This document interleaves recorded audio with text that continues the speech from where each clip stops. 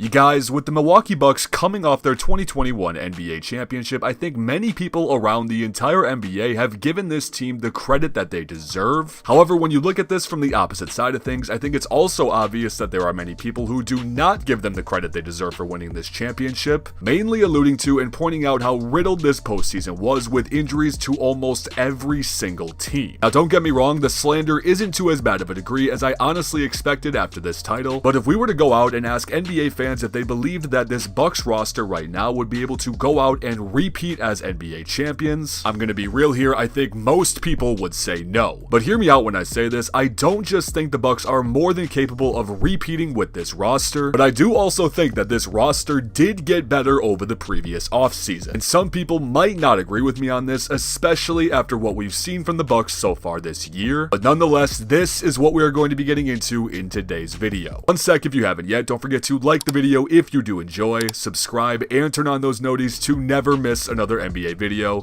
Love you guys. And if you somehow haven't subbed yet, I'm really encouraging you to consider it, because according to the numbers, around 97% of you guys coming back to watch the content haven't even subscribed yet. So if you do, I appreciate you more than anything. Thank you so much. But anyways, let's get back to the Bucks. Because again, from what we have seen out of this team so far this year has been what nobody was expecting, especially Bucks fans. As to give you reference, while I'm recording this video, the Milwaukee Bucks currently have a 6-8 overall record, sitting at the 11th seed in the Eastern Conference, which some of you might point to right away and tell me, how could a championship team get any better when this is their initial record? Just hear me out on this, we're getting into it. Because coming off of this championship with such little cap space, many were curious as to what the Bucks could possibly pull off to somehow get better, and immediately after the Bucks lost PJ Tucker to the Miami Heat, many were curious as to where this offseason was going to go. And just to recap, let's go through what the Bucks were able to do throughout the rest of the offseason. As in terms of free agency signings, they were able to bring in George Hill on a 2-year deal worth $8 million,